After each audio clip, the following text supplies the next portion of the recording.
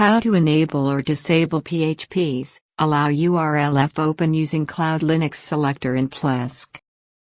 You can use CloudLinux Selector to enable or disable the allow URL fopen directive in Plesk. This tutorial assumes that you have already logged in. In the right-hand sidebar, click on the PHP selector option. Then click on the Options menu. If the Options page shows an error related to the native PHP version, change it to a non-native version first. Allow URL fopen is disabled.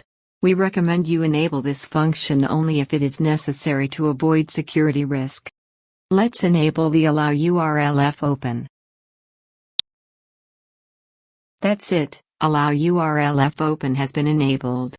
To disable this function, just click to uncheck the box. This is the end of the tutorial. Thank you for watching.